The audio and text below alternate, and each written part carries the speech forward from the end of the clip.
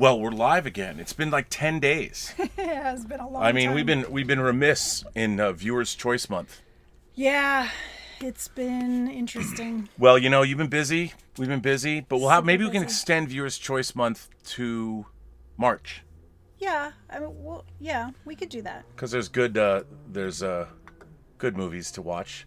And look, the Ace is back. I'm back. It's good to have the Ace back. Amazing. The Ace is back. The passion is back. Are you ready to talk about this movie? I am. A movie am that I ready. dearly love, but that was controversial sort of on the time it came out. Mm-hmm. But it's sort of been reassessed as the classic that it is. Yeah, And this was suggested by a viewer. it was. It's good that we're watching it during Black History Month. Yeah, that's a good choice. A good choice. And let's get into it. Let's listen to your theme song. Well, we can't hear your theme song, but they can.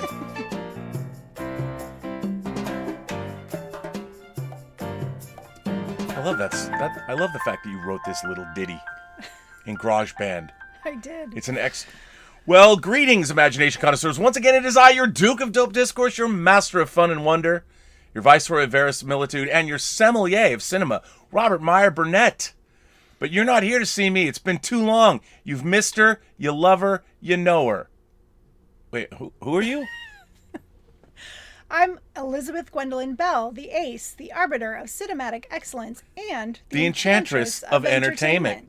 And this would be our third Viewer's Choice movie after Miller's Crossing, Gladiator, and now The Color Purple. Yes. Steven Spielberg's 1985 The Color Purple. Yep. It was the film he made after Indiana Jones and the Temple of Doom. Mm-hmm. And at the time, it was his foray into what they called adult Right. works. And it is a literary adaptation of Alice Walker's novel. And he made this movie. Well, why don't we open up the wine Oh, yeah, right. and then Wine. start talking about Part of... Ooh, look at this. Look at that. Is this what is this? Sangiovese. What is it? Sangiovese. Sangiovese. Well, let's get into this Sangiovese. By the way, for those of you who might be new to the channel, we drink wine and talk about movies. Hence, whining about movies. This is a Sangiovese. Look at this. Very art. Did you buy this because you're in art school? No, I signed up for a new club. It's all organic wines. All organic it's wines. It's called Wine Awesomeness. Wine Awesome. I say that all the time. Yes, it's Wine Awesomeness. And I get 6 bottles a month. 6 bottles of a month. Organic wine. Not enough. From all over the world. Not enough. Can't you just up it to 12 or 18? I could, but I mean, I'm not made of money, so. All right, well, give me your glass. You know what you are made of? Water. And we're going to get some alcohol mixed in with that water. 96% water. Now you're going to be, I don't know, I didn't look at the alcohol content, but hopefully it's a nice alcohol content. So you're going to be 98% water, and hopefully a large percentage of that water will now be alcoholic, which will be great. I guess this wine is kind of purple.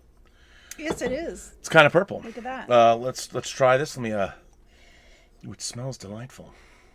Mm-hmm.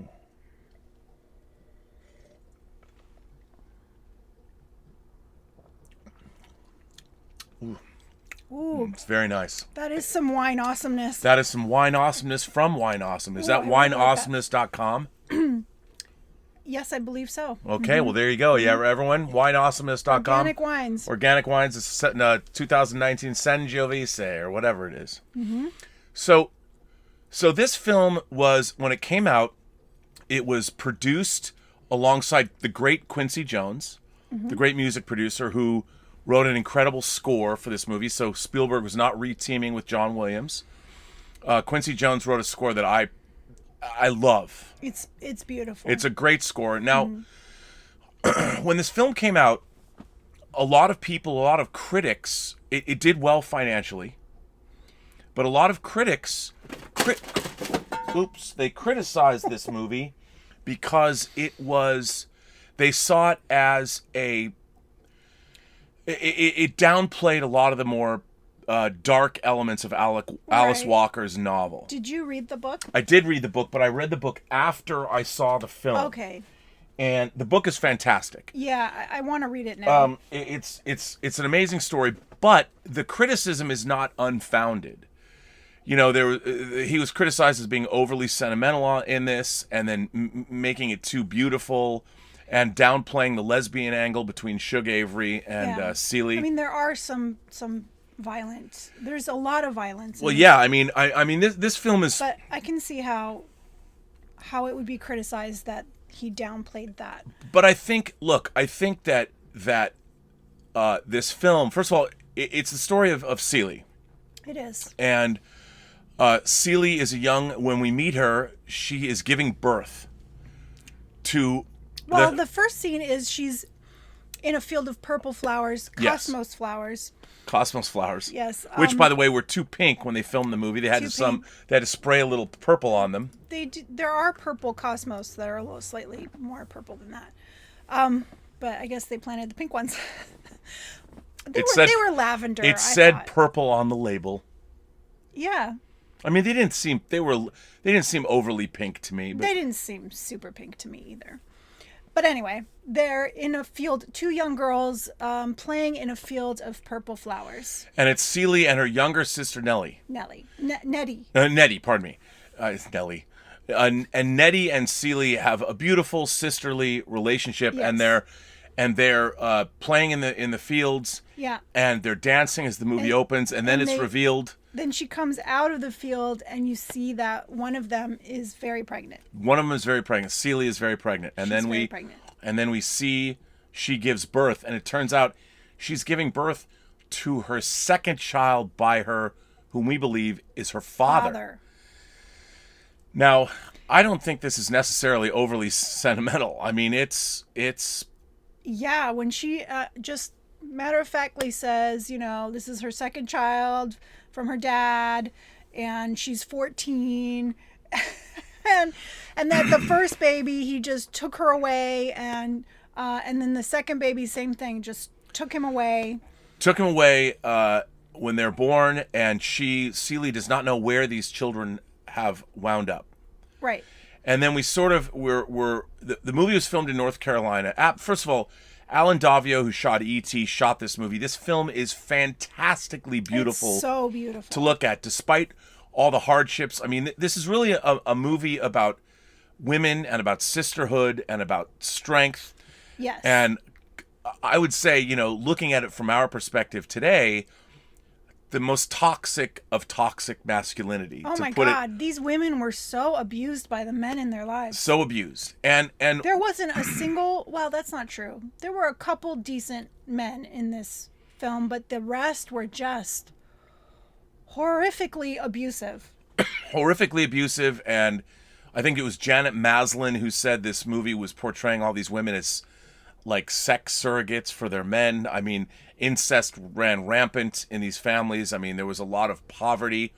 And we should say that this film has a predominantly almost all a black cast, and the cast in this film is so great. It was amazing. This movie was nominated for 11 Oscars, and it was one of the only films that was nominated for so many Oscars. I think the only other one was Julia. Totally snubbed. It didn't win one Oscar. That is really sad. I remember those Oscars. I was young. I was probably 12. So I didn't see the film, but at that time I saw it later. But I was a big, huge Oprah fan. I watched her every day after school. I loved her. So seeing her scenes, I did see her scenes like on whenever they showed her scenes, so that's all I knew of the film. And she plays Sophia, who first starts out as a total badass. Actually, she's the matriarch of her family.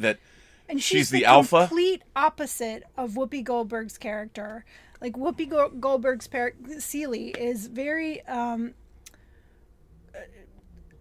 insecure and shy and quiet, and she tries to hide away, and she does whatever anybody tells her to do. Well, young Celie's called ugly by her own father. Yeah. And by her husband and by everyone. Well, as the movie opens, both Celie and Nettie they have a wonderful sisterly relationship, and then it turns out that Mr., played by Danny Glover, in one of the most fearless turns by an actor ever. An actor who, one of the most unsympathetic roles, and this is Danny Glover I'm too old for this shit, pre-Lethal Weapon Danny Glover. Yeah. And I have to say, they were all so young. They look all so young in Danny this film. Glover delivers. I mean, I can't even imagine. Like, I don't know if he ever had any conversations about whether he should take this role, but he throws himself into this role. I think one of the great villains of all time. Yeah. And it is a fearless performance where he is not afraid to do what this role requires of him. It's true. And kudos to Danny Glover, because one of the most, I can't even imagine as an actor, you want to play something sympathetic. And while maybe at some point, well, at the end, he tries. There is a little... He tries to redeem himself. Tries. But so it begins where Danny Glover's character is noticing Nettie. He's noticing Nettie at church. Which is the younger of the two sisters. And she's younger than 14. She's probably 13 or 12. You don't... And, she's young. And he's salivating over her like a wolf. He is. And it comes to the point where... And he's got kids at home. He's widowed. And he's got kids at home, and so he is on the prowl. He's on the prowl. He needs a wife. Needs someone to clean up his house and take care of his bratty kids. And, I mean, it gets to the point where it's... And here's another thing. Celie was being abused by her father, had 2 kids, but she was always protecting her little sister from being abused by their father. Right. And he was, also eyeing her. And, at some point, they knew that he was going to make his move on her. And Nettie knew he was going to make his move on her. Yeah. They both were hyper aware of this. And then Mr. comes over and wants... That's what Danny Glover's character is. Mr. wants Nettie's hand in marriage. Right. And their father, who probably wanted Nettie for himself, says, you can't have Nettie. Yeah. Nope, you can't. You'll never have Nettie. You'll never have Nettie, but you can have Celie. Right. And the way Celie is treated, I mean, this empathetic, sweet girl is just, her father basically says she's not good looking and she's ugly and but you can marry her. She'll clean your house and take care of your kids. Yeah, she'll basically and you can have your way with her whenever you want. Right. She'll just let you do whatever you want to her. And basically. he even says she's spoiled twice, but that's okay. Like, it's so shocking in this day and age to hear this language. And you're like, oh my God. And so that's what happens. Danny Glover ends up marrying Celie. And Celie finds herself coming into just the most god-awful house, the dirtiest, filthiest house. It's a big house. It's a beautiful house. A little bit falling apart, and the kids are such brats. Yeah, Mr. has Harpo is his son from a previous marriage. His previous wife died, so he's got, I think, 3 kids. 3, yeah. And it's just, if it wasn't already bad enough for Celie, she's now been wedded into a nightmare situation. Right. Because now, like, he's taking advantage of her sexually, and she's trying to take care of his kids, and she's only like a year or 2 older than Harpo. Right. And then she's like trying to brush their hair, and the kid is screaming because nobody ever brushed her hair, and and he slaps her because he beats her. I mean, he shows up and one of the kids maybe it was Harpo, throws a rock at her head. And she's bleeding. I mean, you realize that that the hardship in this time, and it was just brutal. And even though it's beautifully photographed and you're listening to Quincy Jones' gorgeous score, watching it now, you're hyper aware of the brutality and the horror that these women were suffering. Yeah. I mean, it was a brutal situation. And then one day, Nettie shows up. Yes. And says, I have to come stay with you. I can't keep Papa. I can't keep... Yeah, he's coming after me. Like, I can't keep him off of me. Yes. And so she asks if she can live with them. And of course, Mr.'s all fine with that. Yeah. Come live with me. And Celie can't go to school because of all of her duties. She's married. So Nettie is going to school, and Nettie is teaching... Well, they devise a plan where... they know that at some point Mr. is going to come after Nettie, and so their plan is that they know that Nettie's going to have to leave to prevent that from happening. So their plan is that they're going to learn how to read and write so that they can write to each other. Right, they can write to each other and keep up with one another. And after a pretty scary moment when Nettie is walking to school, Mr. is coming after her, literally on horseback. And Nettie, only because she kicks him in the balls, does she stop from getting raped. I mean, yeah. It's... And in the meantime, she had been teaching Celie how to read. Yes, and things escalate in the house to the point where it reaches a boiling point, and Nettie has to leave. And Mr. basically is throwing her out. She kicked him in the balls. She kicked him in the balls, and he wants her out. He wants her out, so he throws her out, and there's this whole scene where he's like, you know, basically tossing her around. She will not leave her sister. Like, they're hanging on to each other, and he's literally ripping them apart and tossing her down the street and, you know, saying, get out of here.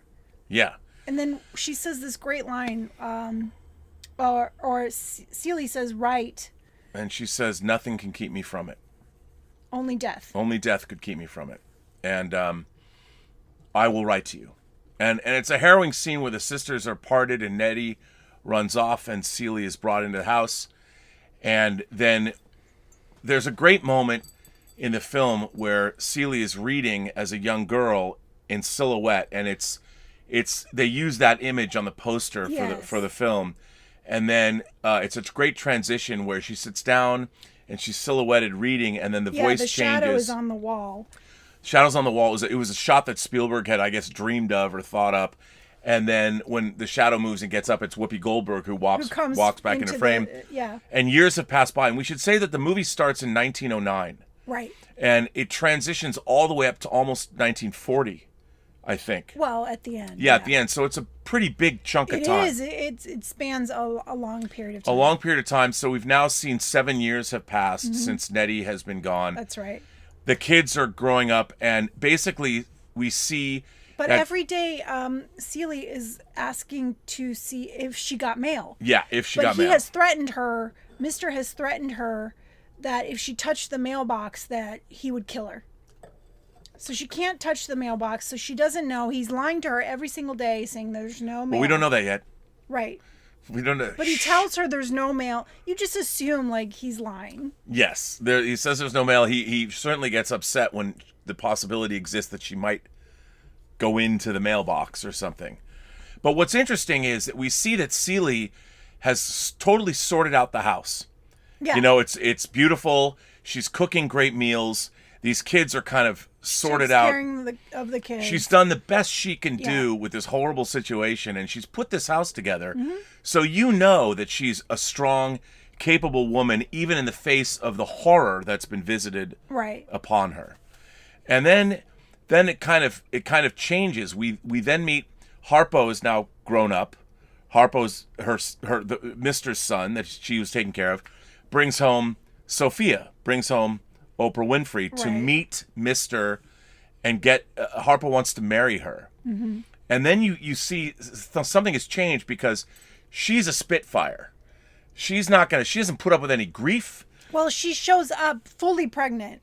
Yes. And says that they want to get married. And Mr. is like really upset about that. He's like, who the hell are you?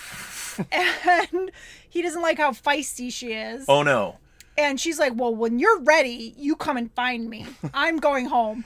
Yeah, no, and then she's like, and you know, you could have offered a guest a drink or something. I mean, Well, he complains when Celie brings him lemonade that's too warm. Too warm. And she notices that, and that makes her more angry. But what's interesting about the film at this point is the tenor of it sort of changes, and there's finally humor. You know, there's finally a ray of sunshine. And Oprah Winfrey's, we have to say, Oprah was amazing. Her performance in this film is so good. And I think she was nominated for that role. Yeah, and you love her immediately. You do. She's so feisty, and you feel so bad for Celie, and you want her to stand up for herself, and she doesn't. But then you see Oprah like the complete opposite, and she's like standing up for herself. She's not putting up with any shit from anybody. And you're like, oh, maybe Celie will learn from her. Maybe Celie will learn from her. And we're also introduced to the existence of the character that Margaret Avery plays, Shug Avery. Well, we should say, like, when her wedding night in his bed, there's a framed picture of Shug Avery laughing on the nightstand, and she even thinks, "Oh, that must have been his wife." She looks strong and happy. She looks strong, yes. But then she also says she was probably just abused as much as I am. Yeah, now. that's what she might think. That's what she was thinking at that point. But Shug, and he's got that picture by his bed so he can see it when he has his way with her every night. Yeah. Too. He turns and looks at it. Yeah, he turns and looks at it. So Shug Avery is a singer. She's a blues singer. She's of some notoriety, coming in from Tennessee.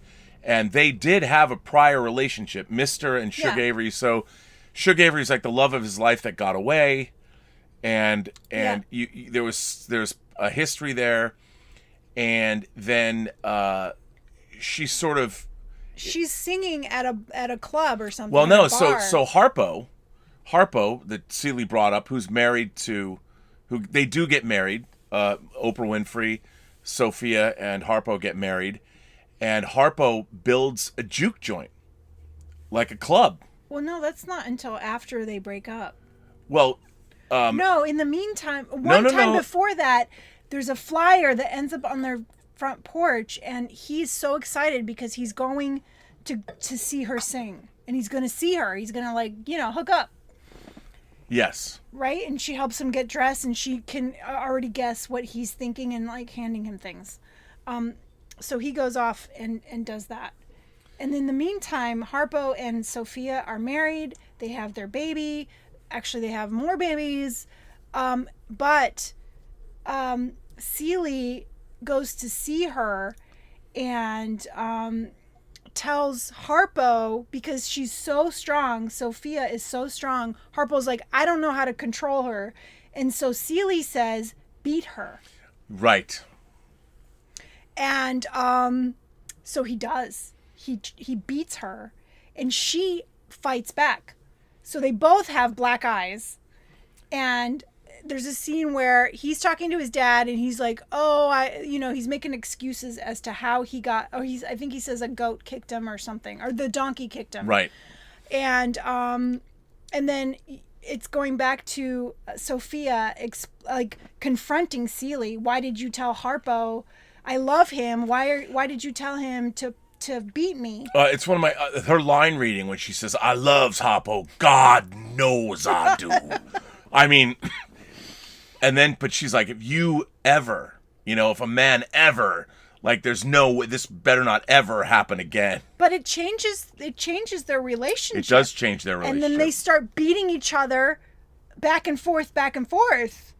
And that's why she's had enough of the beating, and she's had enough of beating him up.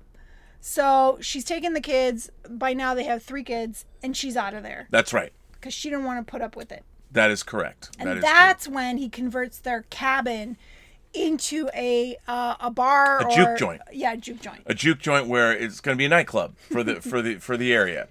And we meet, if this movie didn't already have a good enough cast, Lawrence Fishburne, Larry Fishburne at the time. Yes. Larry Fishburne shows up as a guitar playing friend that helps Harpo build this juke joint.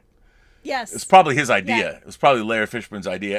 And he doesn't have a big role. Like, he doesn't really have any dialogue, but he's always around. And yeah, he's always helping out. And it's funny because he was like, he had been in Apocalypse Now when he was 14. Mm-hmm. He was also in movies like Francis Coppola's Rumblefish.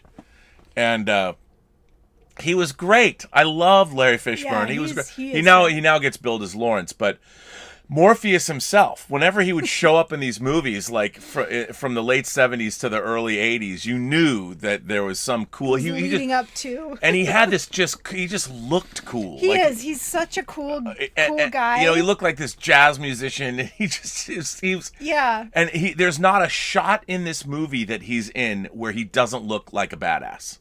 He does look like a badass, but the thing is, in this film, he's like a good guy. Oh, yeah, no, he's a good guy. He's always looking out for Harpo and Sophia. Mm-hmm. So he's a good guy. And so they build this jute juke, Juke, juke joint. And in the meantime, what is her name? Shug Avery is sick, and it's raining, it's pouring that day and that night, and Mister brings home Shug Avery in his cart, in his horse-drawn cart or whatever it was, and she is so sick, and she's hammered. He brings home his mistress. He brings home to his wife, and has Celie like help him bring her, and she's like so concerned, like she's like, oh, she's like starstruck. She's like Shug Avery, and she's afraid, like, oh, what does she look like, and all this stuff, and so as she's coming into the house, she takes one look at her, and she's like, she is ugly, and she starts laughing her head off. Yeah, she calls Celie ugly. Yeah, because she was told that Celie was ugly, so she says, oh yeah, she is ugly, and she just starts laughing her head off, and of course this is crushing to Celie. Crushing. But anyway, because Shug Avery had become her spirit animal. She believed that Shug Avery was like the pinnacle of freedom and Mr. was so like playing her up like this amazing singer, and he was in her mind, like, this was a big star, and she was like starstruck. Well, she is a star. I mean, she is a star. But you know, she is a party animal. She is. She's a sinner, as we find out later, on many different levels.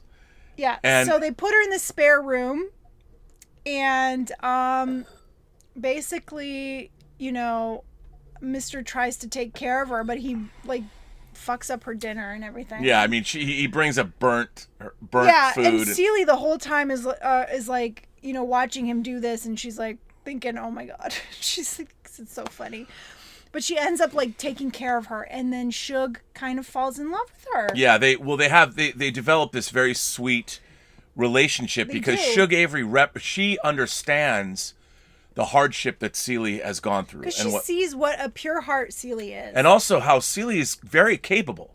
Yeah, she is a strong woman. I mean, she doesn't have the confidence, but the fact that she's kept the family together and the fact that she's raised these kids in a very difficult situation. She's very kind. Yes, but Shug represents this, and so they start developing a friendship that reaches. The culmination of their friendship happens at the juke joint. And one of my favorite, it's almost one of my favorite scenes in any movie, but she sings a song, Miss Celie's Blues. Yeah. Or Sister. And Celie can't believe it. And there she is in Harpo's juke joint, which is packed with all the characters. Everyone's there, and they know that, and she learns that his name is Albert because Shug Avery calls him Albert, and she didn't know this for 7 years. She always called him Mister. And it's a great scene. And she's like, Albert. Yeah, and so Margaret Avery does not sing the song. The song is actually voiced by somebody else. Oh, really?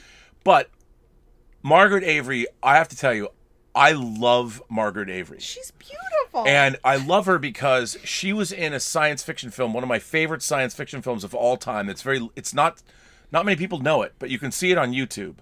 And it was the first version of Ursula K. Le Guin's The Lathe of Heaven that was made by PBS. It was Bruce Davidson, Kevin Conroy, and Margaret Avery were in it. And when I was still making the Axanar feature film, I cast Margaret Avery as the Federation president. That's awesome. She was in her 70s, and she was going to play the Federation president. That was not a decision Alec Peters really enjoyed, but I was like so excited because I love ever since 79 and I saw Lathe of Heaven for the first time. Her character in The Lathe of Heaven is named Heather Lelouch. And I had a crush on her. I'm like, man, I want to find a woman like gorgeous. Her.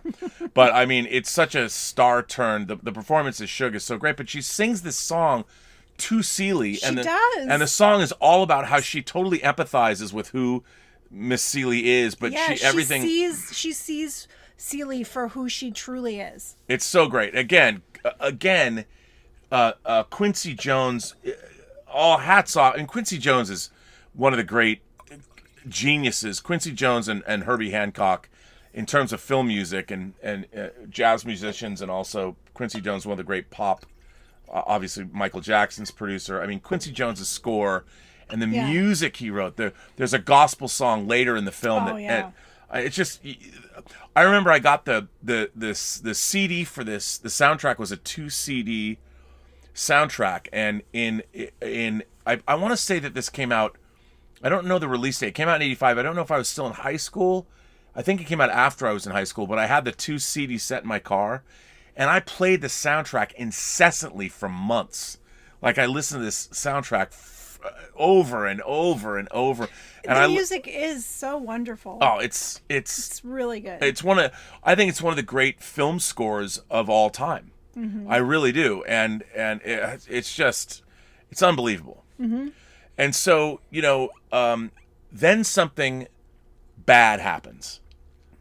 They're in town, and Larry Fishburne's there, and Miss Celie is in. She's in town with her small children. Sophia's with her small children. Sophia's in town with her small children, and the mayor, the mayor's his wife. She approaches Celie, and it's really the first time in the movie, other than the postman. Yeah. It's really the first time in the movie that we've seen any white faces at all. Yeah. We're now in town. Yeah. And you see the mayor, and you see all these well-heeled white people, and the mayor's wife, who's kind of this ditzy woman. Right. And the husband's like, well, my wife, she likes the coloreds. And the mayor's wife walks over to Sophia's kids, and she's like pinching their cheeks and kissing them. Oh, you're so cute. Yeah. And then she stands up and looks at Sophia, and she's like, "Why don't you come and be my maid?" Yeah. I mean, and what's interesting is Sophia is there. They have a car. Like, they're there. Like, these are our characters that we've seen. Although there's poverty, they work. Like, you see that even Mister has money socked away. He does. Like, these people are hardworking people. They do. He has a big, beautiful house. Yeah, they have a house, and that we've seen their insular world, and it's a moment in the movie where suddenly you're like, oh, there's white people in the world. Although there is a scene, and this is an important scene, when she was still a child, Celie, after she was married, where she sees her daughter in the arms of the person that adopted her. That's right. That was really the first time we were in town. That was the first time we saw white people in the movie. Yeah. And she was still a teenage girl. She was still a teenage girl, and she saw her daughter, and she's like, that's my daughter. She looks just like me and my father. Yeah. And it happened to be adopted by a preacher and his wife. And so she approaches her in the store, in the goods store. Yeah, we forgot this is a big plot point. Yeah. And she asks to hold the baby, and she's so interested. And in her mind, she's saying, like, oh, I named her Olivia, and all this stuff. And then she asks, what is her name? And she says, what is her name? Paulina. Her name is Paulina, but I call her Olivia. And she's like, what? And she's like, yeah, because she has an old soul. And she's like, Olivia. And she couldn't believe it. No, but this store, this like sundries store, it's like a grocery store, and it's interesting because, the race relations in this film, it's interesting because there's a clearly there's a racism happening, and there's a hierarchy there, but people are cordial. Like, they're in the store to buy stuff, so they allow it, but they're not kind. They're like, what do you want? Yeah, or and what do you want, girl? Like, girl, if you're not going to buy anything, get out. Yeah. But they're not kind to them. No. But they're willing to take their money. Yes, and but it was really interesting. So we're back in this town again, it's the same place. Yes. And I mean, now I guess that because it's in Georgia, and now we're in like the 1920s. This is about sometime in the 1920s. So it's during Prohibition, and obviously race relations in the South are not the best. But there's a I guess a détente happening. Everybody's coexisting, but it's still servitude. Most of the black characters are supposed to be serving. So when the mayor's wife comes up and She says, Ask Sophia, you need to be my servant. Yeah, and basically just because you've got cute kids, yeah, why don't you come so I can like... She's black, so you need to be my servant is what she says. And Sophia, who is super feisty, you see like her curl up her fist. Man. And she's proud too. And, she's not going to go be anyone's And Lawrence maid. Fishburne, you see him from he's like across the street. And he's like, "Oh no, Sophia." And he knows what's coming and he rushes over, and as she is... Well, what she says is, Sophia says, "Hell no." Hell no. And then the mayor's wife turns to look at her husband, and he comes over and he's like, "What did you say?" Yeah, I mean, this is totally like the worst. You've now basically cursed. You said hell no to a white person. Hell no to a white person, and of course... And the mayor's wife. And then she repeats it to the mayor because he asks her, "What did you say?" And she says, "Hell no." Well, what was really interesting about this whole scene is all of a sudden the white universe, the anvil of the sword of Damocles that has existed here, it's this close. Suddenly, Sophia's no longer... She's surrounded by She's no longer a these... human being. Yeah. She is now... Yeah. She has transgressed, so all of her humanity has gone away. Yeah. And she's like the strongest character in the whole She movie. is. And at that moment... And you know she's going to fight back because it's Sophia. And the horror of white oppression comes down on her. Yeah, they surround her, and the mayor confronts her, and she says it again. Hell no. Yeah, just in case you didn't know. And then everyone gets upset, and she just socks him. She hits the mayor. And he falls over, and that is it. And They surround her. The sheriff comes, and she thinks, "Help me." She's like, "Help me, help me." Like, they're surrounding me. And he hits her over the head, clobbers her with his gun. Yep. Cold cocks her with the gun. She's laid out flat. And that is it for the strongest female presence in the film. And in the meantime, she asks Lawrence to come and take her kids. He's like, she's like, take my kids. And he just swoops in. I mean, she has a presence of mind. She knows what's going to happen. Mm-hmm. She knows what's going to happen. She's kind of resolved herself. She's like, take my kids out of here. But she will not compromise. No. She will not compromise in the face of no oppression, matter what. No matter what. No matter what. No matter what the consequences. And that's how she's the opposite of Celie. And she's no longer, by the way, she was no longer with Harpo. She'd left Harpo because, like you'd said, they were separated. So they haul her off to jail, where she spends the next 8 years. 14. Was it 14? It was 14 years. It was 14 years in jail for punching the mayor. 14 years. But I think she was only in for 8 because she said she hadn't seen her kids in 8 years when she gets out. No, she was... maybe they came to visit her. Maybe they came... Or maybe. That could be. I just thought she was in... Because she basically gets liberated later by the mayor's wife. And ends up being her servant. Her maid. Yeah. And by then, she's like all beaten down. And... I mean, yeah, she's got a lazy eye from the beating she took. I mean, all her life is sort of ebbed out of her. Mm-hmm. And she's compliant. She's not feisty anymore. It's really sad. It's very, very sad. And at the same time, Shug has come and gone, and Celie and her have this relationship that develops into a romance. With Shug Avery. Shug Avery and Celie during this time, their relationship becomes more than just friends. It's like Mister's in love, or Albert's in love with her, but so is Celie. Yes. and they both are, and they're both having an affair with her. Yeah. Basically. They are. They both are. Now, one of the criticisms... And so when she comes to visit, like, they are both super excited. They're both super excited. And one of the things that was the criticisms leveled against this movie is that Steven Spielberg downplayed the lesbian angle in the film. And I was reading an article where he was saying, look, except there was a moment where you actually see that happening. Yeah, you see it happen. You see them kiss. It's not like he showed any other... I mean, you do see Mr. and Celie, but the thing was, in this film, if they had like had, I understand in Alice Walker's book, it was a lot more prominent. I mean, let's just say that it was a lot more prominent.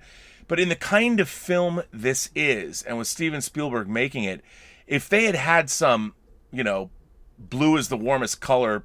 Plus, it was 85. Remember? Well, yeah, it was 85. If they had delved into that, I think it would have unbalanced the film. I thought that the way they handled it, especially looking back at it now, because I think I saw this movie like 5. I love this movie when it came out. I saw it like 5 times in the theater. I mean, it's not like they actually kiss multiple times. Yeah.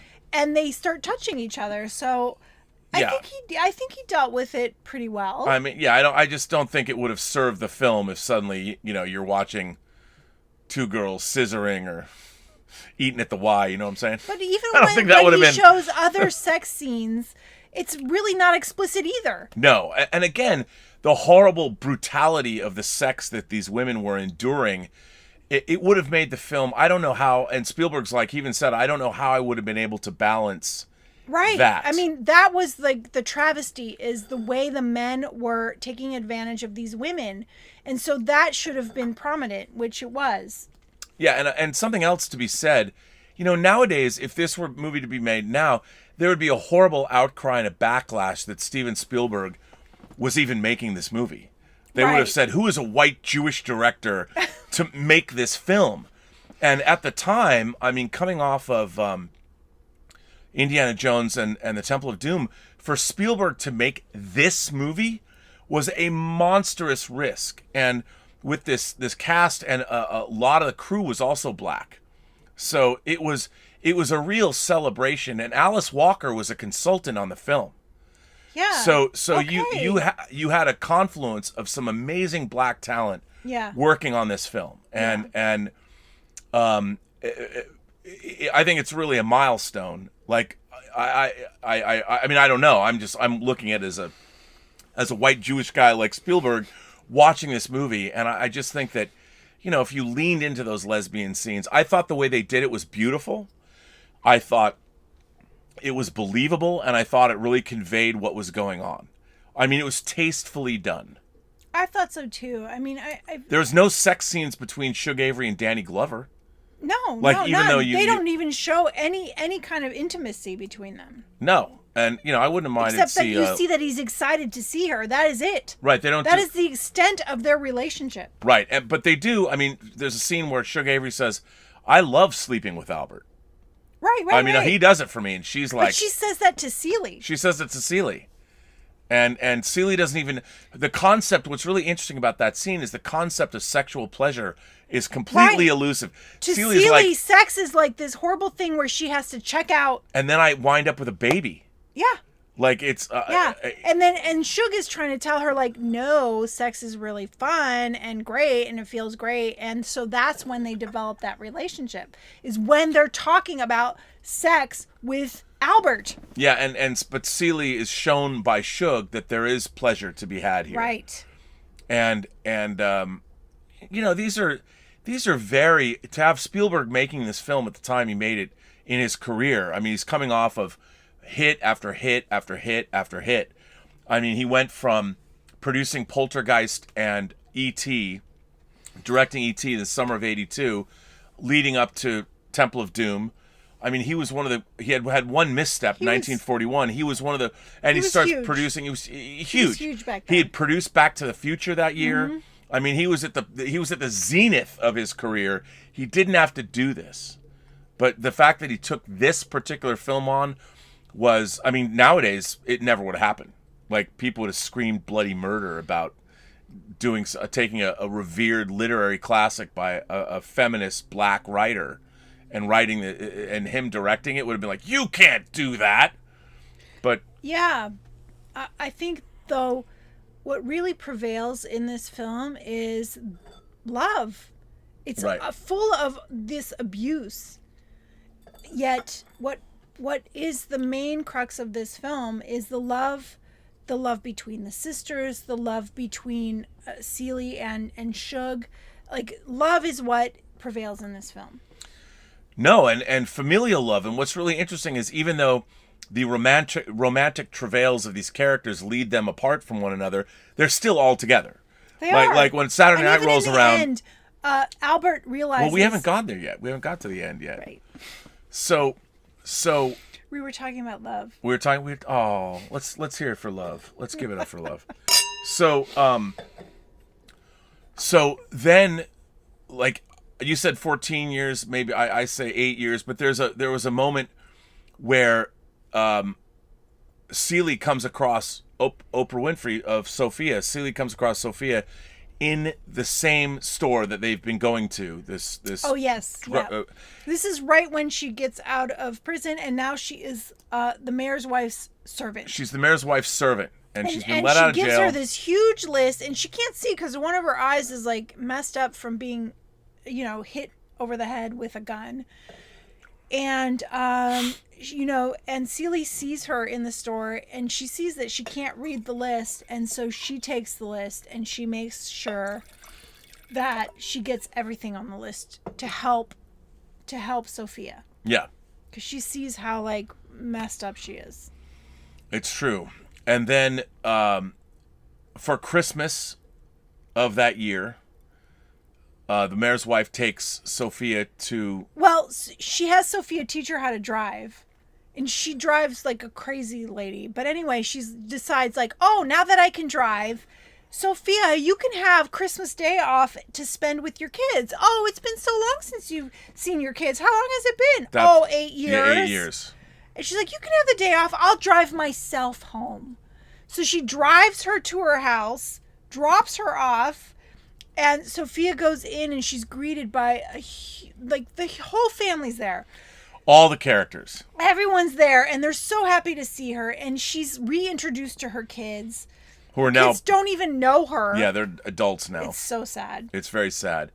And then, of course, the mayor's wife can't figure out... She tries to go home, and she can't figure out how to get the car out of reverse. And then all the men are trying to help her. They're trying to help her. Larry Fishburne, Harpo. So they jump on the car, they're trying to help her, and she sees that as they're attacking her. They're attacking her. And she freaks out. And so Sophia's about to take her coat off to stay for the day, and she has to put her coat back on, and she goes outside, and she tries to like, oh, well, this person, my cousin will take you home. I don't know him. Oh, well, his wife will sit next to him to make sure. I don't know her either. And so she knows. And so she gets back in the car and takes her home. Yep. So Sophia gets out of prison, becomes basically a slave to this woman, and can't even see her kids. It's brutal. It is brutal. I mean, and what's interesting about that scene, what I really like about it, again, is it shows the oppression in the worst way. Like white society is... Look, you might come work for me, and I might be nice to you, but even on Christmas Day, if something goes wrong in my world, too bad for you. Too bad for you. You get nothing. Yeah. And you got to come with me and take care of me because I'm an idiot. Yeah. And it's just... It's so heartbreaking. Selfish and horrible. It's so sad. And then, I mean, then things move along, and the life goes on, and as Shug Avery has gone away, and she's been gone for a while. And she goes and comes. She comes and goes to sing her, and she comes back.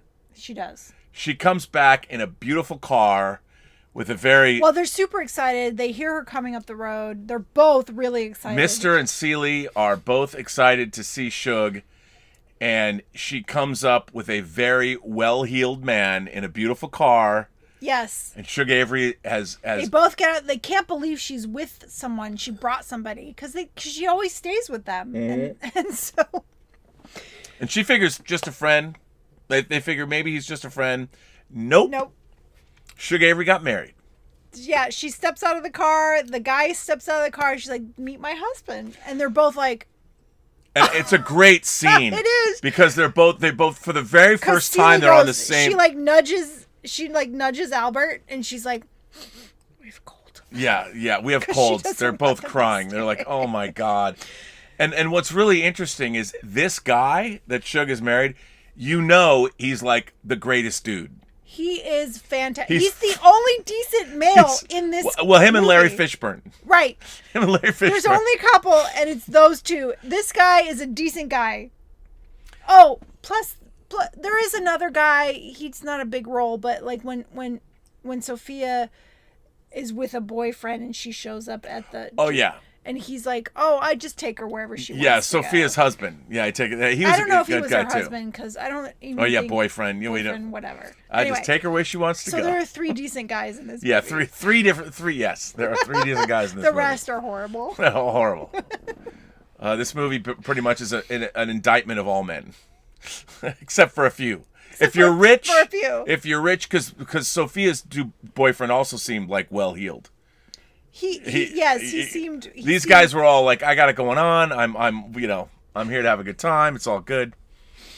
But so what was really interesting is that Suge and her husband are staying at their house now.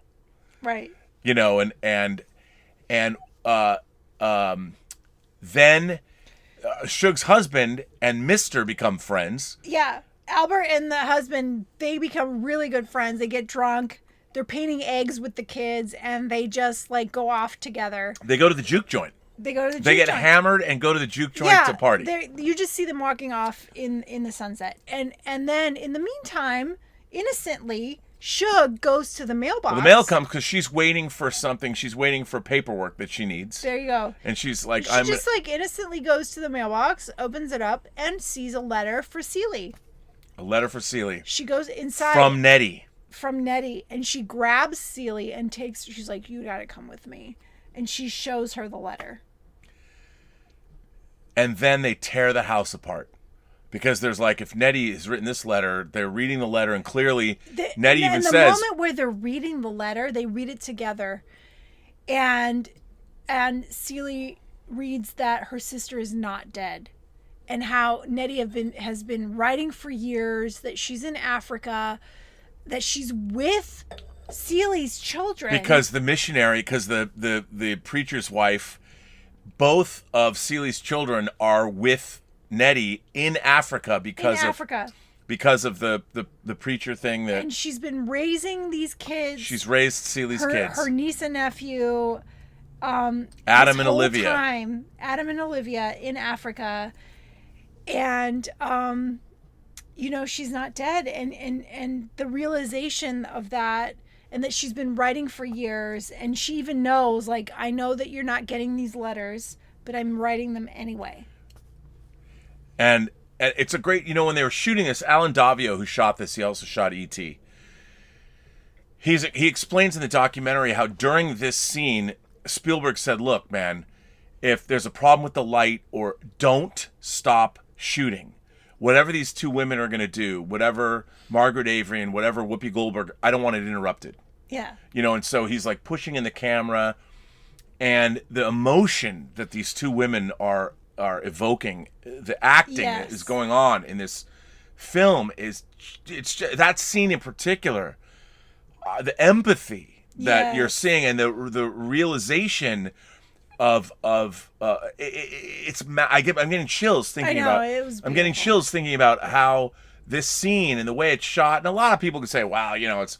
And Alan Davio he talked about how he put like an HMI up top above the set, so it's streaming down to look like it was sunlight coming through. Yeah. And he smoked. It's just. And they would put smoke in it to make it have that old world. But you didn't want to see the smoke, so he had to do it. And so they would fill the room with smoke. And again, the light against the smoke. The stylization of it. It's just the photography in this movie is beautiful. And they would always shoot in the evening when the sun was coming down. Yeah, magic hour. Yeah. That's what they were shooting it, and he loved it. Davio says that because we were shooting in North Carolina, doubling for Georgia, in the summer. This was really shot in the summer. That it would be sunny in the morning, and then around noonish, midday, clouds would roll in, and they'd have a thunderstorm, and then it would clear up, and they'd have these beautiful sunsets. So they could shoot all different things, and they were able to convey the passage of time, and it's just unbelievable, unbelievable. And then they tear the house apart. thinking... They do. They're now searching for more letters. And they find it under the floorboards in the closet. And there's a box. It's got money in it, but then it's got this huge stack of letters. Mister's been taking Nettie's letters for like 2 decades. Yeah. Yeah. You know? And Shug says, you know, go put them in order by postmark and start reading them. Which is what she does. She hides it in her Bible. She hides it in whatever book she's reading. She's just constantly reading these letters. And Frank Marshall... Kathleen Kennedy's husband, who directed Second Unit on this. Both of them produced this movie, by the way. So it's like, you know, Kathleen Kennedy, who everybody now in our space is not a big fan of. I personally have always been a fan of Kathleen Kennedy. We're talking 1985. Yeah. Kathleen Kennedy and Frank Marshall were the producers of this movie. There were a few producers, but they were producing this film. Frank Marshall shot Second Unit and actually went to Kenya and shot these scenes where you're seeing the wildlife and you're seeing... Yeah, as she's reading the letters, it flashes to Africa, to her sister Nettie taking care of her kids. And this is a beautiful story of how these kids are growing up in Africa. And you see scenes of like them against the you know, animals, the giraffes, the zebras, the, you know...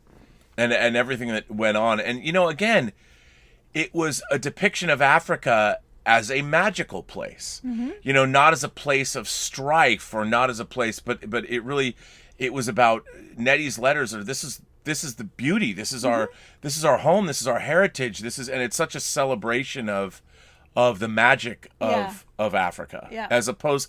And it was, again, we weren't seeing Africa portrayed this way necessarily. It was either white people go to the mysterious land of Africa, like in Out of Africa that came out in 85.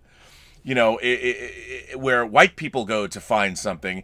This was different. Yeah, these were black missionaries who went back to Africa to build a church and teach people about, you know, Christianity. Yeah, but it was also about the joy of and the magic of Africa. Yeah.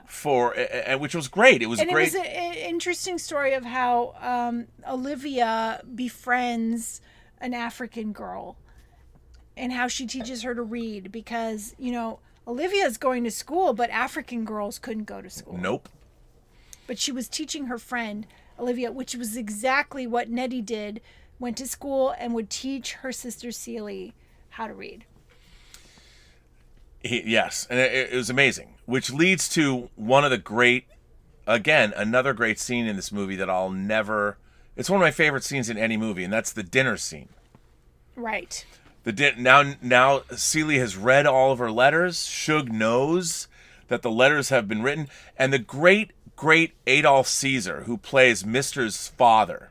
Well, there is one important scene before this. So, over time, Albert would have Celie shave him on the porch. Okay, so he'd always say, if you cut me, I'm going to kill you. Yeah. So she was always afraid. So she was very carefully shaving him. So this one time she's reading her letters and he comes and he like knocks her out basically and says, I've been calling you for an hour. You better come right now and shave me. And he's like abusing her and insulting her. And you know, she's been reading the letters. So now she's pissed. And Shug realizes that Celie is supposed to now shave. Celie has a straight razor in her hand to shave Mister. Yes. So you see it goes back and forth between she's sharpening the knife, Celie's sharpening the knife, and Shug is running because she knows how pissed Celie is. And I have to say, it's a pretty suspenseful scene. It is. Shug's running. Is she going to get there? And she even trips in the road. Yeah, is she going to get there in time to save his life? We don't know. And it's really, I mean, the intercutting is pretty great. And you're like, she's going to slit his throat and take him out. Yeah, and he's like, what's taking so long? Because she's sharpening the knife. And I mean, he's still insulting her. He's insulting her the entire She has a straight razor in her hand. And she's like being insulted by this guy who's insulted her for decades. And again, he's like, if you cut me, I'll kill you. And she's about to start shaving him. And then everything stops. And he turns around and he looks and Shug is holding Celie, and that's when he realizes, like, oh shit. I don't know if he doesn't know how close he came to death. He just thinks you women are crazy. Yeah. But at that point, though, it's like ding, ding, ding, something's going on. Yeah, well, and then we get to the dinner scene. And at the dinner scene, we have Shug and her husband, all the characters, Adolf Caesar, everyone, the father of Albert, they're all there. The kids, the Squeak, grandkids. Harpo's new girlfriend, played by Rae Dawn Chong, is there. They're all there at the dinner table, and Sophia and Shug and Celie, they're all there.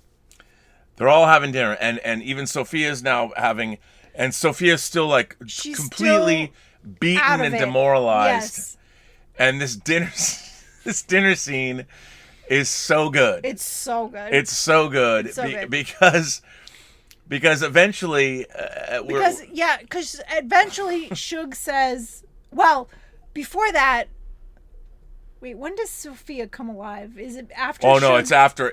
it's after when Celie starts talking. Okay, so Shug says, Celie is going to come with us. Celie will be leaving. She's like, it's time for us to leave, meaning her and her husband. It's time for us to leave, and then she turns to Albert and says, Celie is coming with us, and he's like, what? Yeah. And this is when Celie finally stands up for herself. I mean, it's so awesome. It is so She awesome. says, she lets everything go. You were terrible kids. You're horrible. I will never, and finally Celie stands up for herself. Yes. And Adolf Caesar is like the Greek. She lets him have it. She's like, you are a dirty dog. Yeah. And she goes on and on and on. And the father of Albert is like, you can't talk to my son like that. And Adolf Caesar he's like the Greek chorus in this whole scene, but yet it's so Yeah, and then she turns to him great. and she's like, if you had raised him better, he wouldn't have mistreated me. And then she goes on and on and on. No, the scene is so incredible. good. And that wakes up Sophia, and then Sophia's like becomes herself again. And she's like, oh! She's like, Miss Sophia's home. Pass those peas. And you watch Oprah Winfrey like expand. It's so great. The scene is so satisfying. And Danny Glover's like, who do you think you are? Yeah. And it gets to the point where... And they're all standing up against him. Yeah, and they're everybody. And then she even picks up a knife. And even Harpo's new girlfriend, she's like, I'm going with them too because I want to be a singer. And by the way, my name is not Squeak. My name is... Mary Agnes. My name is Mary Agnes. Agnes. And it's the ultimate triumph of sisterhood over all these asshole dudes. Yes. Except Shug's husband, who is just kind of bemused by the whole thing. Yeah. And it's... Because he's the good guy. Because he's the good guy, and it comes down to the point where Oprah Winfrey grabs a knife and is holding it to Mister's throat. No, Oprah Winfrey. I said Celie. Celie grabs a knife and is holding it to Mister's throat, and everyone stands up and goes, "Don't do it. It's not worth it." Yeah. Well, Sophia's like, "Don't do it. Don't I've kill been him. to jail. It is not worth it. He is not worth it. Just go. Don't hurt him. Don't kill him. It's not worth it." It's not worth it. And so Shug swoops her away, and they go out to the car, and still. And actually, there's another small bit that I love. They're like leaving, and then Shug's husband comes back in and says, it's been nice. We'll say goodbye to all you nice folks. And it's just like see ya, and then he's out, and of course. Danny Glover follows them out. Yes. And there's what I call the Jedi mind trick moment. Yes. Where all of a sudden, Celie like sticks her hands out like this. Yeah, because he's about to strike her, and she goes like this. She sticks her hands out, and she's like, everything you do or think is going to turn to shit or whatever. Or it's going to turn on you. It's already happening. It's already happening. So everything you try and do is going to go to hell. Yeah, it's like happening to you right now. And he stops in his tracks. Of course, he doesn't and then they just they leave, and she's like, bye. She bails. They're going to Tennessee. They're like going to Memphis where she sings or whatever. She's out of there. Yeah. It's a really powerful moment. That whole dinner scene. It's fantastic. It's so good. It's one of my favorite scenes in movie history. So good. And even the way it's played. First of all, the acting in this movie is great. The acting is so Everyone's great. Oh my God. The acting is so good in this film. It's so good. And so finally Celie has achieved that liberation. Yeah. And then, afterwards they take off, and there's a great moment on a train where you see Celie all dressed up. She's traveling in style. She's drinking a glass of champagne. Yes. And then she goes out and she sees what she thinks is her sister as a child. Well, it reminds a proxy sister. It reminds her of her sister, and it looks like her sister, running and waving at the train. And she goes to the caboose, and this like girl is like waving, and she one of the porter, like one of the waiters on the train comes out with a plate. He's offering like a plate of chocolate coins. And what they don't belabor this point, but clearly Shug Avery and her husband have money, and they're traveling in high style. I mean, I'm sure in that train car it was coloreds only at that time, because that's the way it would be. But she's beautifully dressed. She looks fantastic. She's having champagne, and she has been completely liberated from the world that she was in. And she literally takes these chocolates that are gold. Like, if you didn't get it, she throws the riches out to this girl. Yeah. And it's just a great. She throws the chocolate coins. Yeah, the chocolate coins, and again, a great scene, and she's off to see her destiny, whatever that is, and she's gone. And then you get to see a scene with Danny Glover and Adolf Caesar. Danny Glover's house is turned into, there's chickens roaming around. Everybody's gone. Yeah. He's living in desolation. Everything that his she kids are predicted. Grown, they're gone. He's like drunk all the time. There's chickens and goats in the house and on the porch. Everything's a mess. Everything's dirty. His dad comes and he's like, "Pull yourself together. Get a young wife." Yeah. Start the cycle of abuse again, son. And he gets so mad. He's like, he doesn't want that. He's like, "Get out of my house."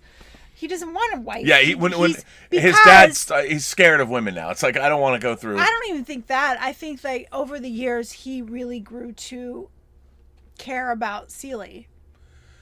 Or which is what drives him to do what he does at the end. Yeah, maybe he did. Maybe he learned the error of his ways, and it's kind of sad because he goes to Harpo's juke joint, his own son's juke joint, who's now also prosperous, and Harpo and Celie are back together. I mean, Harpo and Sophia are back together. And he even says, "Oh, it's so good to see you back together." Yeah, and they're running a business. They are. Like Harpo and Sophia have their own business. But he's still a very sad guy. He's a mess. And then you see what I love. Spielberg talks about how the mailbox. Like you don't realize what you have until it's gone. And Spielberg talks about how the mailbox in this movie that you've seen a number of times was like, he called it the eighth character in this film. And we now see the mailbox. It's kind of crushed. It's been shot at.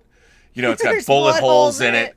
And it's just a mess. And one day, Mr. goes out there and there's a letter. Well, before that happens, her father dies, and then she finds out that it wasn't really her biological father. Her mother had remarried after her biological father died, and so the guy who was raping her incestually was actually not her biological father. So her children are not her brother and sister, like in Chinatown. Exactly. Yeah. But she also finds out that her actual biological father had deeded the house, the really cute house that they have on this ginormous piece of land, was deeded to her mother, who, when her mother had deeded it to her two daughters. So she comes back after her father dies and finds out that she owns this home and the land. And so she comes back and she has this beautiful home. Yeah, she comes back to town. She's back in town. And now she's a homeowner and she's well heeled. Yep. And she opens her own business. She's a seamstress. They deeded the shop too. Yeah, so she inherits the house, the land, and the shop. So she is now a prosperous woman. She is. She's doing well. She's doing very well. And during this time, a letter is sent to Mr. Yes. Because and it comes from the Department of Immigration. Right. And it turns out that Nettie and her family, they're trying to come back to America, but there's a question of their citizenship. And so he receives the letter, which is addressed to Celie, but he receives the letter from immigration. And so you see him going to the immigration office with his cash, and you see him talking to the immigration officer. And then what's great is you also see that Celie is now happy being a seamstress. She's got her own shop. She's making clothes for both Harpo and Sophia. And then at her house has become, because the house that she's now back in was the house from the beginning of the movie where the beautiful where she grew up, where she grew up with the flowers and everything, with the purple flowers, and the it's cosmos. she's created an environment where everybody hangs out. You see that Shug is there, Sophia is there, Harpo is there. It's like the place where everybody congregates, and it's finally the home that it should have always been. And then of course one day somebody's coming up the road. Yes, and they're all watching this. Like a car is coming up. I get chills. Chills. It's a beautiful, beautiful scene. And I have to say that this is only the second movie in my life I ever cried in. I know I cried on my show the other day, but when this whole scene, and last night I was tearing up as well. It's such a beautiful scene. The first movie, to be fair, what was the first movie? It was Star Trek II: The Wrath of Khan. And it was the moment where Shatner is giving the eulogy. Kirk is giving Spock's eulogy. And when he says, of all the souls I've encountered in my travels, his was the most human. That's the first time I cried in a movie in 82. 3 years later, it's 85. I'm watching this.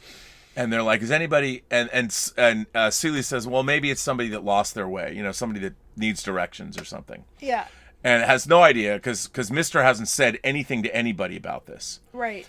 And then they walk out on the porch and you don't see like in the distance. You just see these beyond beautiful, the field of purple flowers. Yeah, I mean it's so Spielbergian, and you see these beautiful robes. This fabric is blowing up in the wind. And when they shot this scene, they had these fans that they built, they built this hole underground to have these giant fans. One of the fans quit. Yes. And they had to go to Atlanta and fly. They flew it out from Atlanta to be underground to blow the things up.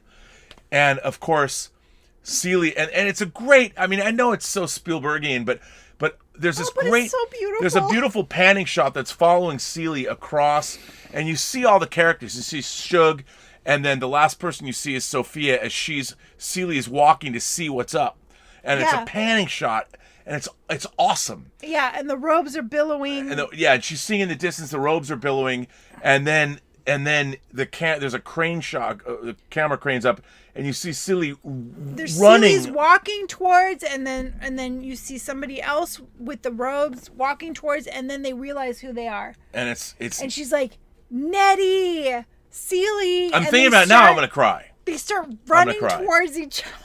Just like from the beginning of the movie. It's a replay of the beginning of the scene of the movie. Purple flowers. Purple flowers. I mean, it's so beautiful. And the sisters are reunited. And then, of course, you meet Adam and Olivia. Nettie introduces her children to her. And Adam comes and gives her a big hug, and he's speaking in whatever language, some African dialect that they don't speak English. And Nettie's Mama. Like, this is your mother. Here's your son. And Nettie's saying he's dreamed of this moment, meeting his mother. And then at the same time, beautiful. You see Mr. in the distance with his horse. He's on a horse, and he's watching the whole thing. He's watching it happen, and you would think that this guy is fucking irredeemable. This rapist, a horrible abuser, or whatever. Pedophile, yeah. All these horrible things. Even him, it was because of his money and the fact that he took the time to make sure that this happened. Yeah, he realized after so many years that this person was an amazing human being, and he wants to help her at that point. You don't think it's just because he realizes he's a schlep rock and he's going to go to hell unless he does something redemptive in his life? He doesn't believe in God. He never goes to church. I think that he feels so bad. Like, he misses her because she's not there anymore. And he realizes... Actually, you know what? We've forgotten to mention another great scene that happens before this. Yeah. And we before the scene happens, so after Celie has got the land and everything, she's got her house and all that, one of the things that we did not mention is that the church that's within throwing distance of Harpo's juke joint, the preacher is Shug Avery's dad. Well, Shug Avery's singing at the juke joint, and then she hears the church. No, but we see the scene before, like we're introduced to the fact that Shug is this preacher's daughter. Well, yeah, she hears. But I'm saying earlier in the movie we find out that that's the case. We don't find out until the very moment that she hears the church. She hears them singing. No, we've seen it. She takes the crowd to the church. I understand, but wait. It's been established before that scene. Yes, it was. Nope, it's at that moment when she goes to the church and she's singing. Okay, and now hang on, before you say that. So there was this a great juxtaposition where on Sunday morning you've got the church is full of people and then the juke joint is full of people, open during the day, and the church choir is singing and Shug Avery's singing at the juke joint, and at first there are these opposing. One is being interrupted by the other, and it's Shug who decides God is trying to tell you something. Another hymnal, but Quincy Jones wrote it. It was written for the movie. Yeah. And then you see Shug lead the entire... She starts singing the hymn, and she leads all the people who are in the juke joint to the church, and they're singing as they're going. And she leads them into the church, and that's when she embraces the preacher, and she says, and he's crying at this point. I just want you to know that there was a scene earlier in the film where she goes to church. Yes. There's nobody there. It's just the preacher. But she does not say that he's her. You're correct about that. But you don't know until the very end. There is some relationship, but I understood when I first saw this movie that was her dad. I did not understand that until I understood because he walks away from her. He's upset because she's a sinner, and so he. Yeah, but I knew it was around. She's singing in bars. Yeah, But I always knew that was her dad. I didn't. But at the end, so they come together, and it's an incredible scene. It's so beautiful. And of course, Larry Fishburne's there, leading the way. Of course. And because he's a good guy. God, and the song "God is Trying to Tell You Something." And by the way, I have to say that I felt bad when I first saw this movie because the lead singer of the choir in the church is hot as fuck. She is beautiful. She is so gorgeous, and she's supposed to be like the pious lead singer of the church, and I was like, that chick is smoking hot, and I felt bad. I'm like, she's been in other stuff. Who is she? I don't know. I I feel like I've seen her in other stuff. But she is unbelievably beautiful. She's gorgeous. And she's singing and she's got a great... And she realizes that somebody else is singing the lead. Yeah. And she hears Shug in the distance. Yeah. But at one point she just backs off and lets Shug take over. Yeah. Yeah, and then they come together. And it's this joyous, rapturous... It's so beautiful. And then she's reunited with her father. Yes, and then they hugged and that's really pretty much the climax of the movie. It's beautiful. It's great. It's incredible. The whole thing, it's just incredible. And the song is great. I think the climax is when Nettie and... Well, no, but you don't even know that's necessarily going to happen yet. You don't know that. You've got this great... It's so cathartic, and you think, my God, how much better could I feel about this movie? You talk about being loved. And then it kind of starts out... Then we go to Celie's homestead, and everybody's kind of standing around, and it feels like, okay, everything's and you even forgotten even the it's such a joyous scene with the choir. You've even forgotten that he's gone, that Mister's gone to the immigration office. And it's only when you see, that's why when you see the billowing fabric, you've forgotten that that's set up. And then you know exactly what it is, and you're like, if you weren't already crying in this movie by the end, then that's when I lost it. Yes. Then and then you see them, and the final shot of the movie. And Spielberg's genius. You have the sun, you're in the color, the purple things, and they're almost silhouetted, and the sun is shining, and they start doing their CCO Playmate business with their hands that they did. And then you see, because it's like I think it's a huge long lens, so the image is compressed.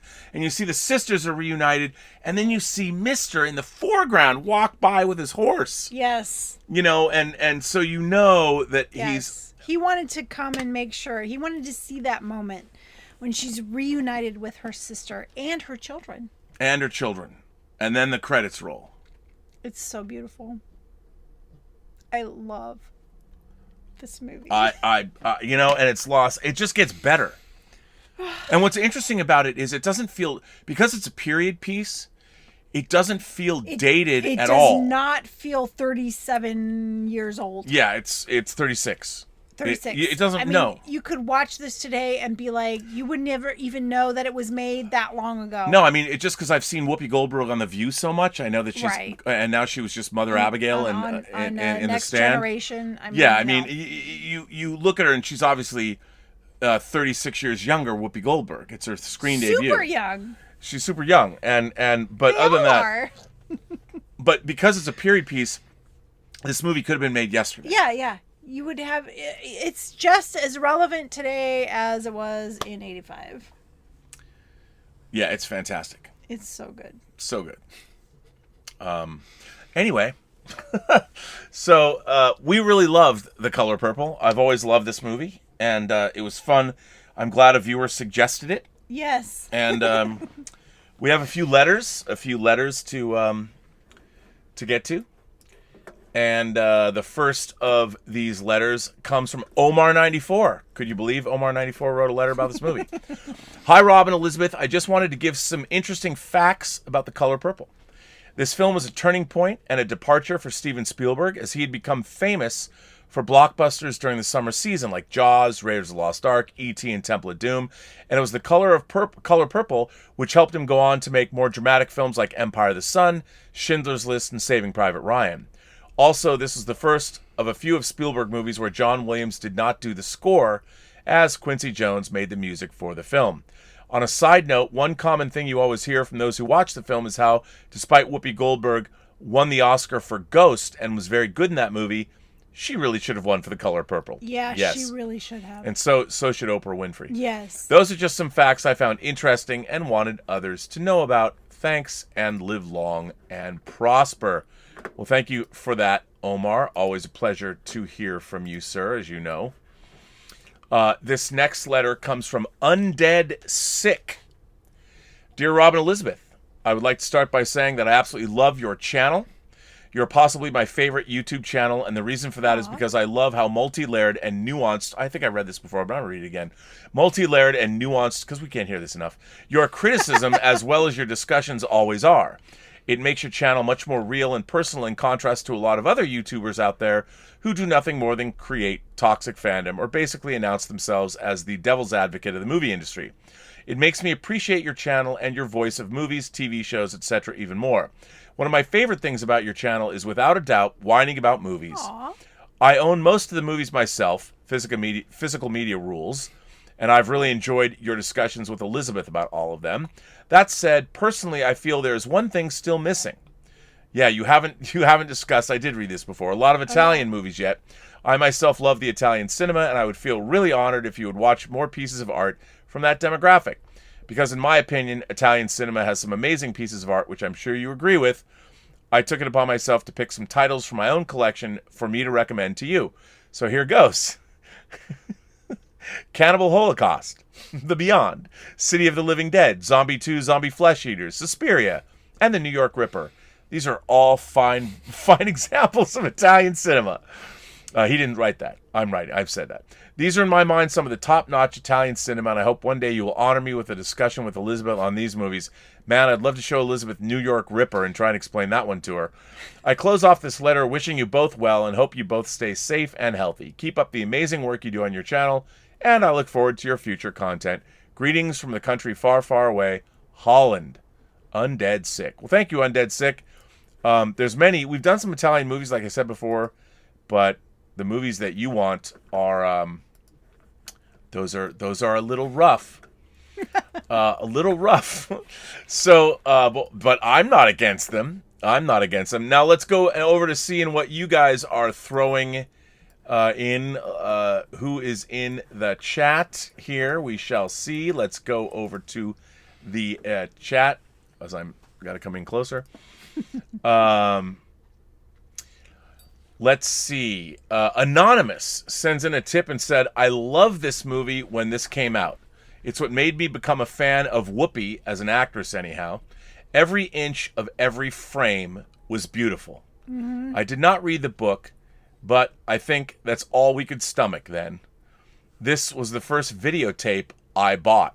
It's also, interestingly enough, it's one of the first letterbox films to be released in the United States. And if memory serves, Woody Allen's Manhattan was the first, but it had gray bands on the top and bottom of the screen. And Color Purple was I want to say it was 166, 185, but it was also released with black bars on the top and bottom of the screen. It was one of the very first letterboxed films released on home video in the United States. Kaz Graphics sent in a super chat. Well, thank you, Kaz. Kaz, of course, is the cheesemonger. Yes, this channel has an official cheese. How many other YouTube channels have an official cheesemonger? You know, Kaz Graphics is also representative of Beecher's home, a handmade cheese. Handmade cheese. And if you haven't ever had Beecher's cheese, apparently their cheese sticks, which are a new product, are going to be available at either, I think, Trader Joe's. Trader Joe's. And oh my God. That's all I'm saying. Oh my God. Have that with Chomp's grass-fed, grass-finished beef sticks, and whoo, you're in heaven. That's a meal. There you go. That's a meal. With a glass of wine. Yeah. Yes. Russman became a member of the channel. Manuel Schapper became a member of the channel. Blue Moon DM became a member. And now Anonymous sends in a tip and says, "This was a good film, but Jumping Jack Flash, now there's a movie." Just trolling. Thank you for covering this.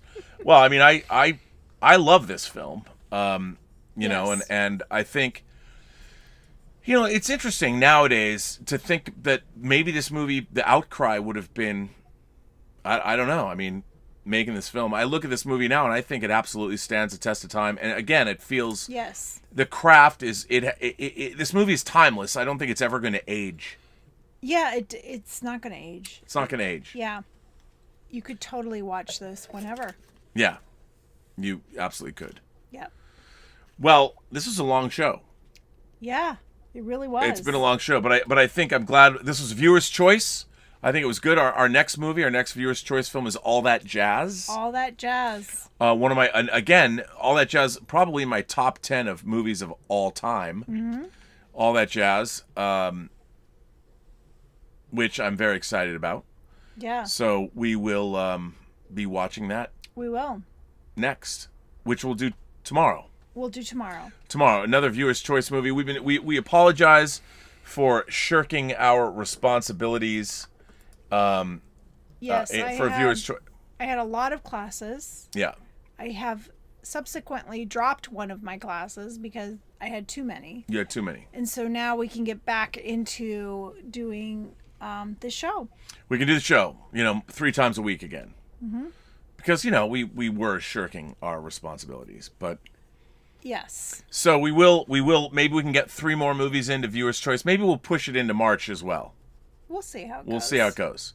So All That Jazz is our next Viewer's Choice film. And, yeah. So? Yeah, and we'll do that tomorrow night.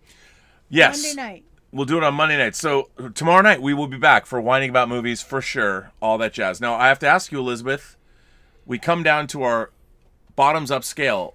Our bottoms-up scale is what? Our bottoms-up scale is 1 to 4 glasses because there are 4 glasses of wine in a bottle. 4 glasses of wine in a bottle, and this is Whining About Movies. So on a scale of 1 to 4 glasses of wine, what do you give The Color Purple? I'm going to give The Color Purple 4 glasses of wine. It's not hard for me to also agree with you. 4 glasses of wine for The Color Purple. Yeah. A triumphant film and absolutely deserving of 4 glasses of wine. So beautiful. So beautiful. So there we go. 4 glasses of wine. Yep. And on that note, where you want to take us out? Yes.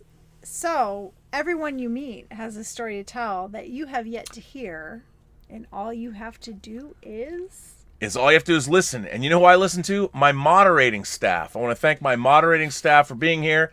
I want to thank Mike Bodden. I want to thank the Richard. I want to thank Joshua Levesque, who is here. I think, the Richard is here. The Richard's here. Bunyan Snipe is here. So thank you guys for being here. Remember, you can always go to the Post-Geek Singularity Facebook page, the Whining About Movies Facebook page, the Let's Get Physical Media Facebook page, or the Fully Articulated Facebook page, and you can interact with us there. The Richard's always throwing cool watch parties and all of that. So you can also become a member of the channel for special member-only chats and videos. You can also send us letters. If you'd like to send us letters, you can do that at the Burnettwork.net website. Yep. And we will read them on the show. We will. Unless you tell us not to. We'll assume that any letters you send us, we can read. And on that note, Whining About Movies is back, baby. We're back. That was episode 122. Also, Whining About Movies is available as an audio podcast wherever you get, we got to get you another microphone. Let's do We'll that. get you another microphone. And let's free the toys. And we'll free the toys, but that's a different show. You can download wherever you get your podcasts, Whining About Movies podcasts, and obviously all of these videos can be watched on YouTube. Yes, and we'll see you Monday. We will see you. All that jazz. We'll see you Monday for all that jazz. Bye bye life. Bye bye happiness. I think I'm gonna die. Again, one of my favorite films of all time. The movie that actually made me want to edit, believe it or not. And on that note, have a better night. Have a better night.